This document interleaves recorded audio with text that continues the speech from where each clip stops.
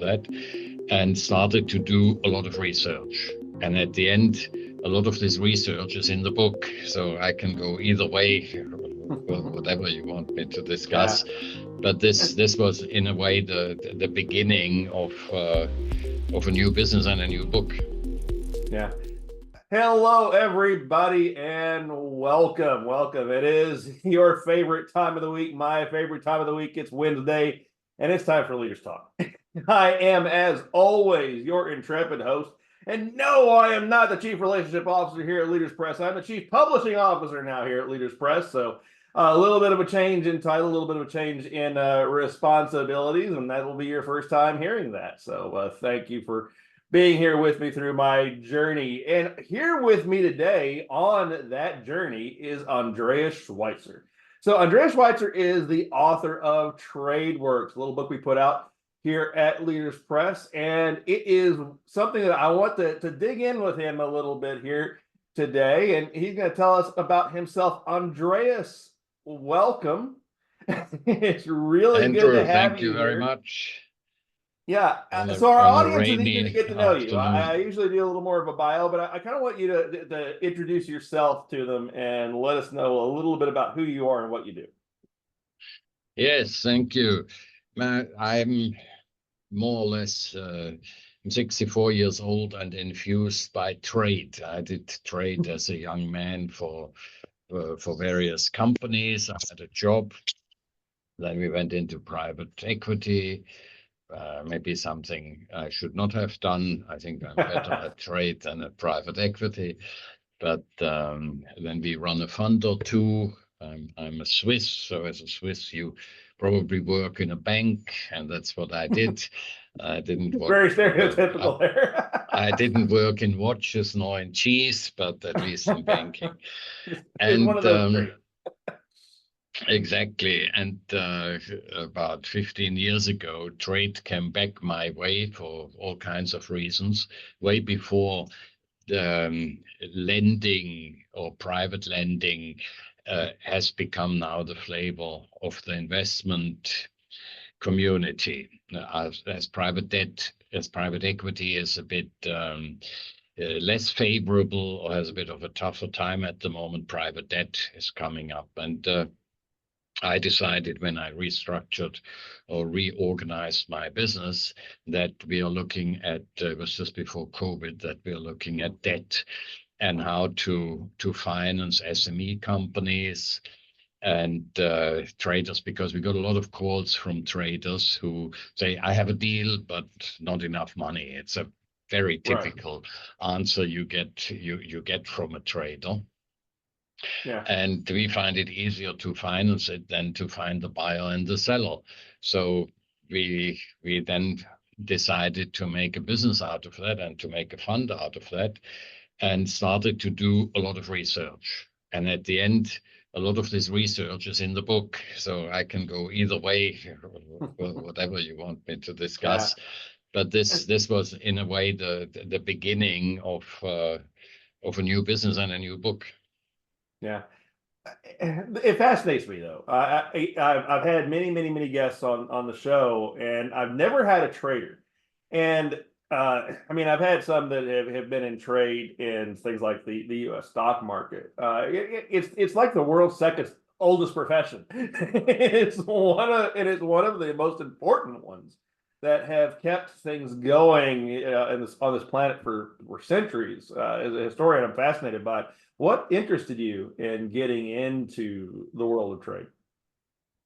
At the beginning, as a 26-year-old, doing this for a big European chocolate or Swiss chocolate and coffee company, and they sent me then to Panama because it's in Latin America. There was a lot of chocolate and cocoa buyers and sellers for my employer, and so I did something. I had no clue what I was doing, but while I was doing it, I thought this is rather interesting thing and rather nice, and that's how I got into trade.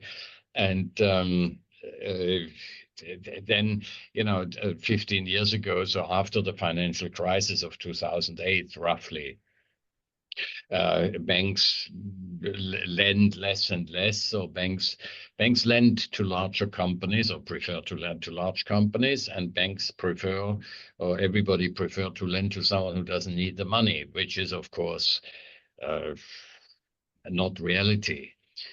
You borrow money because you need it or because it's cheap, and if you don't need it, you probably use your equity.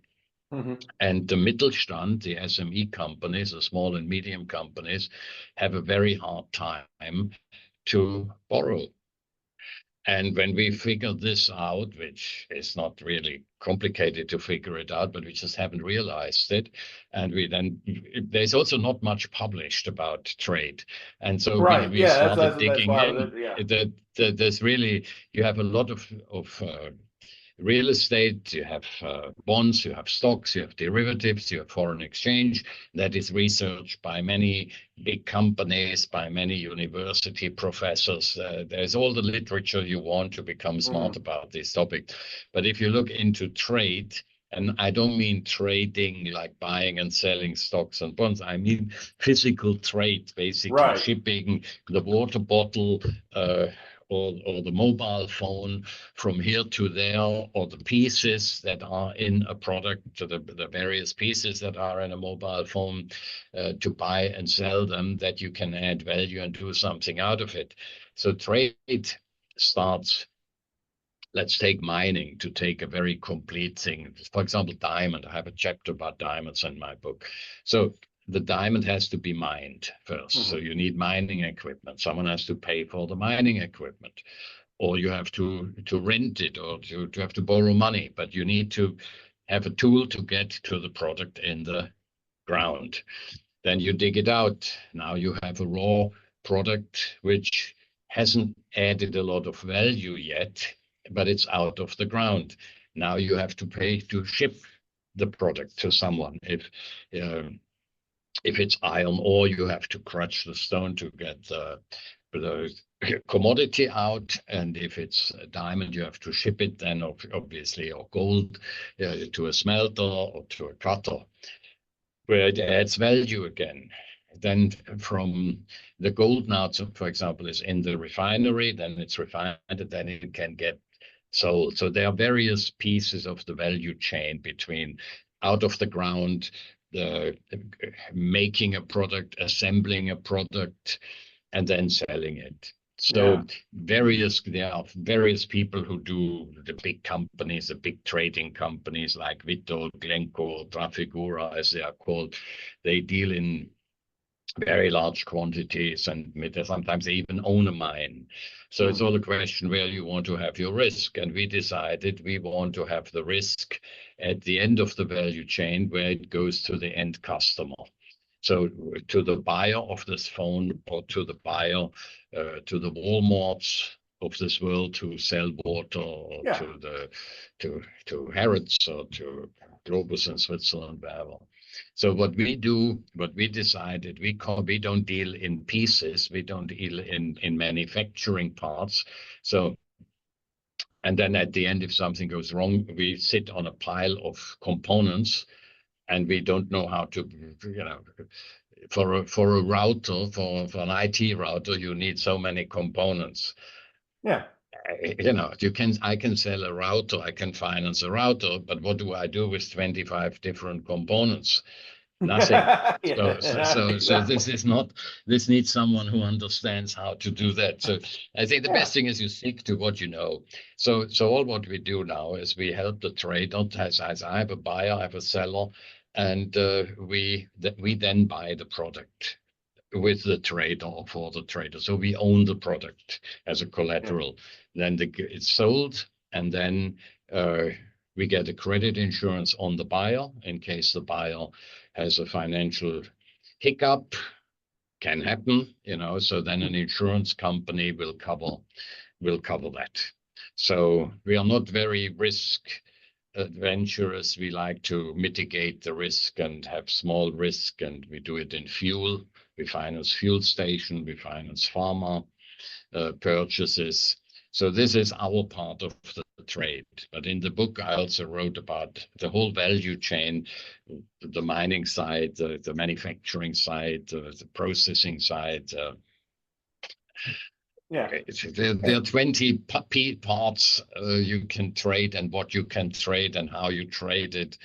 In oil, what is the most basic oil? What comes out of the ground? Crude, of course. Everybody talks about crude, but crude goes. There are not many buyers of crude. The only place crude oil can go is to a refinery to make a Right. product Yeah. out of it. Pointless if someone comes to me and said, I have crude.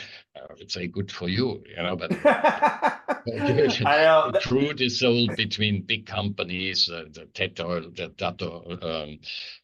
Chevrons, the Exxons, and all these, the Elfs, they deal in this, but private individuals shouldn't. But you can now deal in diesel, you can deal in petrochemicals, you can deal in all kinds of derivative, what you make out of crude, of bitumen. That's then a processed or semi-processed product. Yeah, that's such an American thing. Is like in the United States, we think that you're pumping crude right into your gas tank. Exactly. We don't think about the fact that it's a lot of other steps that go from getting it out of the ground to putting it in the car. And really, in a country like the United States, I don't know how much we think about trade as much, because as a nation that is an autarky and has like so many resources, we don't think about the idea that many other nations aren't autarkies. They don't have all the resources. They have to work with other countries to get the resources they need to actually be able to run their industry. And even the United States has to do the same thing. It's just we don't ever really put that in the front of our mind. So yeah, I'm fascinated by it, because trade just doesn't immediately click in the American psyche when they think about how we actually fuel our industry. But you see, the Americans trade as every other nation. You They maybe do, yeah, exactly. You need a lot of national trade because you are an enormous country like India and China. But Switzerland does a lot of international trade because we are very small. And but you have a mine somewhere in I don't know where the mines are in the US, but the issue is the same. Someone has to finance the equipment, someone has to dig it out, someone has to drill it, someone has to transport it, to process it. So the financing of the trade, or the trade finance, is there also. There's another word called factoring, and that means it's an invoice discounting. That's another subset. So now, let's say, to stay with Walmart, buys these bottles, and Walmart wants to pay only, or any buyer wants to pay in 180 days or in 270 days. Some people only want to pay in a year, so they convert the seller into their banker. And the seller obviously wants to be paid immediately to buy new PET bottles and to buy new supply, because they don't have the cash flow. So then you go to a bank and you discount that invoice. So here's my Walmart invoice, bank so would you please discount it? And they look at the credit risk, and obviously with Walmart they would say, no problem. But the issue is not with Walmart. The issue is with some small firm in Montana who sells and buys from some small firm in Utah, and then the guy saying, do I get shipped? Do I get my money? And that's why you have a letter of credit, where a bank says, we are the trustee, we are the guardian of the good intentions of both parties, that the one will deliver and the other one will pay. So trade, as you say, it's a very, very old business. And it keeps the world going around, because and it prevents also war. It used to. Now the trade has become a war on itself, that politics use trade as with sanctions. So you have now also trade wars. Before, trade was a war prevention device, because if you deal with each other, you're less likely to beat each other up. But exactly. that's a little bit yesterday's news. Yeah, unfortunately. Well, it still works. I mean, I think that's Yeah, when you look at geopolitics, United States and China have their issues with each other, but they remained at peace because of yeah. that most favored trade status and how much goes back and forth is in neither country's best interest to ever actually really butt heads with each other because of trade. Yeah, yeah, and the world is so intermingled. It's Right. you cannot. It's impossible to. Some countries can better. The Americans, the Chinese themselves.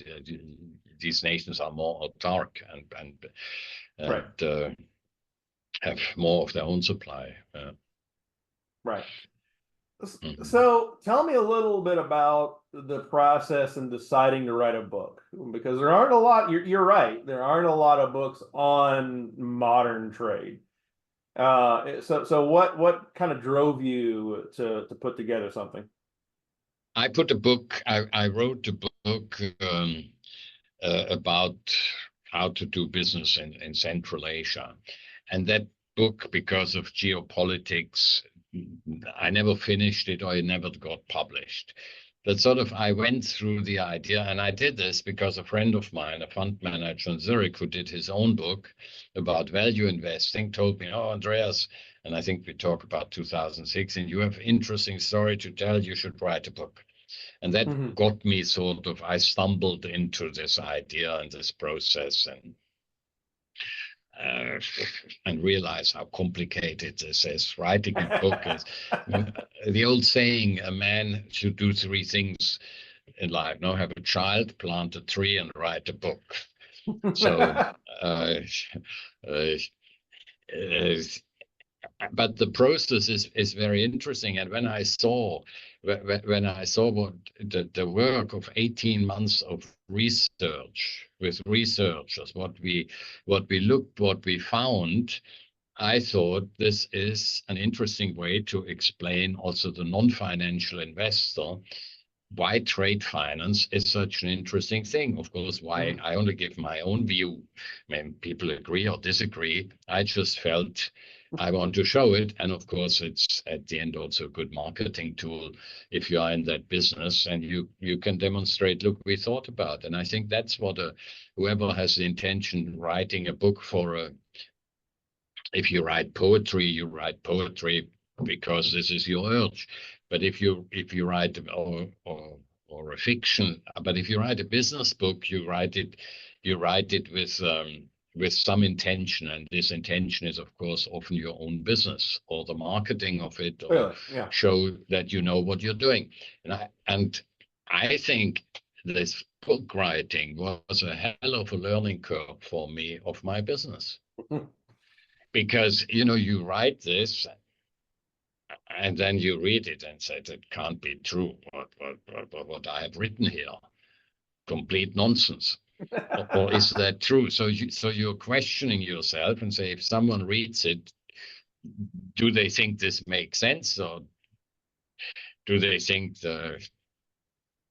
whatever the author was smoking at the time writing this? So we wanted to make sure. So I wrote it, then we researched it, we re-researched it, and at the end, I also um, and there also where Leaders Press, of course, came in and with it Grace O'Donnell, who helped me to structure it, because you have a vague idea, but you really want to know whom you are writing and who is your reader.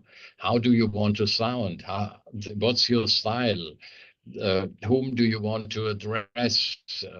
What topics do you want to discuss? So it's a very iterative process, and I would say at the end, it took me maybe the better part of 2 years, and maybe I put it away for half a year, because there comes also a moment where you're just exhausted, not tired of it, but just Yeah. there's nothing No, yeah. in your mind.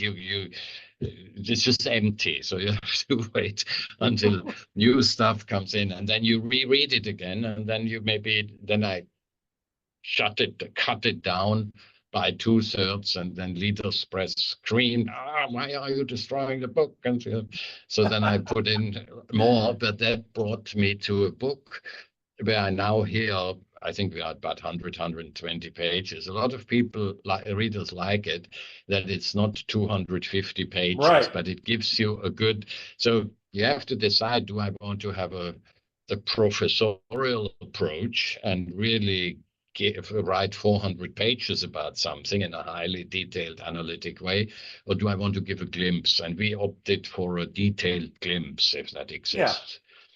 So to give people at least whet the appetite, and if then someone wants to know more, they can call us, or they call someone else, or they read it. But that was, if it works, you never know. You only know when it's produced, and the reader will tell you Yeah. if yeah.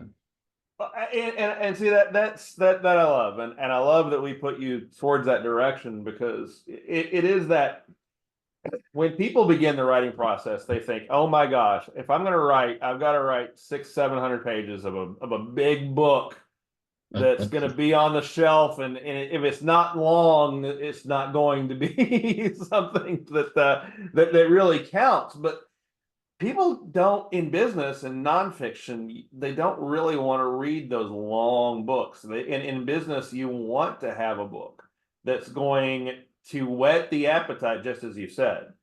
And you want them to read that book and then give you a call, not read that book and say, oh, cool, I learned everything Andreas knows. I don't have to even work with him.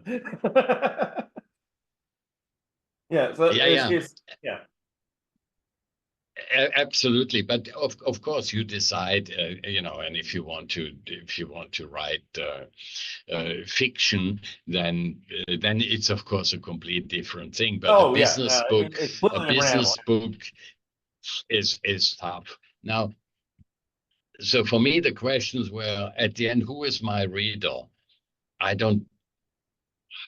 I just, you see, I business wise, I just give it away.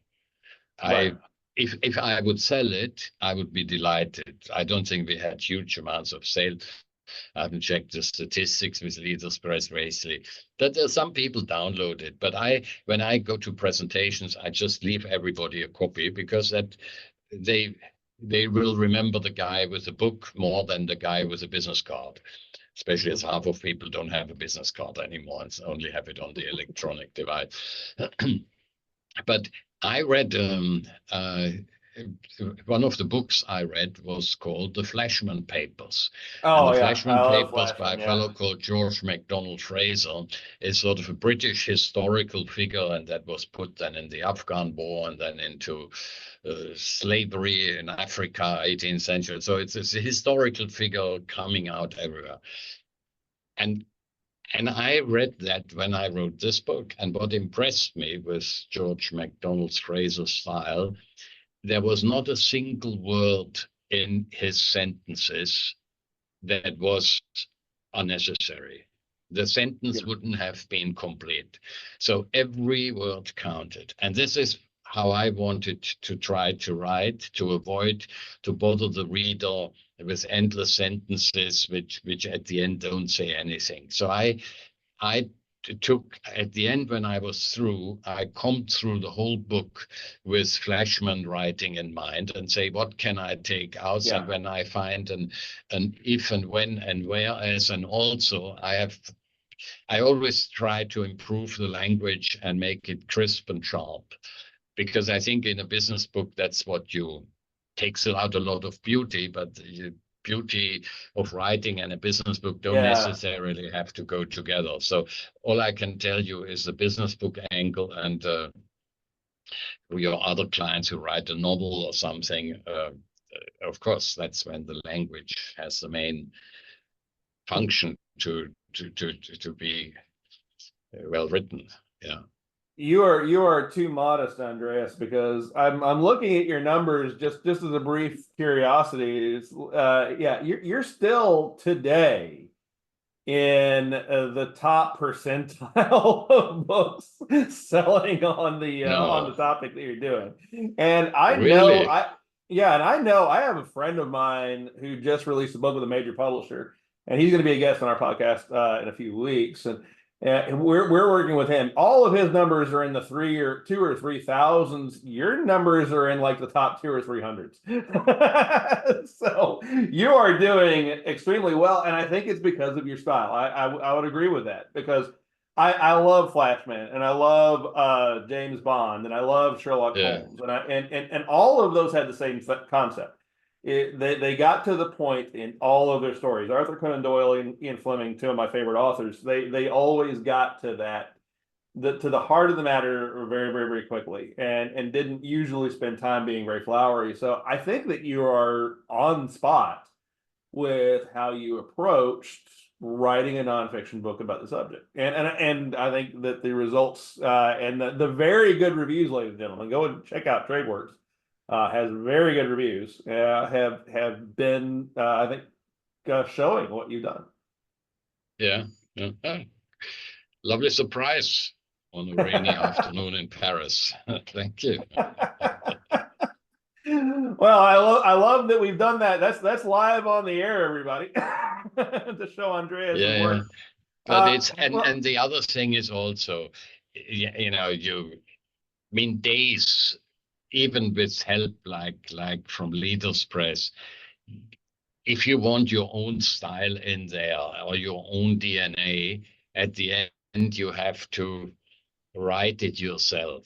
You can of course give it to ghostwriter, but you a can, and we do ghostwriter have a will lot of always authors that do that, and they've done very he well will with it. always have a hard time to get your flavor how you want it. So I think the ghostwriter is of great help and does a big part of the job and made my life easier to do the rest, or then it's easier to correct and change than to invent. So this is what we're coming down to. If someone puts it down on the paper, that's a big step. And then I liked to review, rethink, change, because you change the process. And I would also say there is no rush to write a book. The book is getting better, more mature. The book matures with you, with the author, and the author matures with the book. It's a very funny situation. And the book is the boss at some point. Funny. Yeah. So the book commands. It was a fascinating experience. Absolutely. Yeah, and I'm glad that we were able to go with it through it with you, and I'm glad that it's giving good results. Andreas, as we kind of wrap up a little bit here, how can our audience find out more about you? Well, obviously, tradeworks.info has the book has a landing page, and we even added an AI bot at the end of that. So some guys developed that. So ChatGTP for a single book. So we feed it with trade finance. The whole book is fed in and trade finance stuff. So you can put in questions in many languages what you want to know about trade finance or otherwise. I mean, if everybody can send us an email or look at artisttradeinvest.com if someone is interested in this type of industrial topic, and we're happy to chat or there's also on the website, I don't know if we can put it out, on Artist Trade Invest / insights. We have a lot of publications. We write also on Forbes. So the book is on an audio by chapter basis. So there's a lot of the ground covered if someone wants to find out more about the industry. Wonderful. And ladies and gentlemen, we'll go ahead and post those links down below. Click through those, learn a little bit more about Andreas. A fascinating business, a fascinating man, and just I really enjoyed having you. You've taught me things. We could probably talk. I always say this, but it's really true. Probably talk for hours on this, especially if I got into historian mode and started getting into my my actual training and my about trade and all of that. But yeah, Andreas, it was wonderful to have you, and thank you so much for being here. And we really wish you the best of luck as we go forward. No, thank you very much for the opportunity and the interest in what we are doing. Of course, we are completely biased, and that's perfectly fine.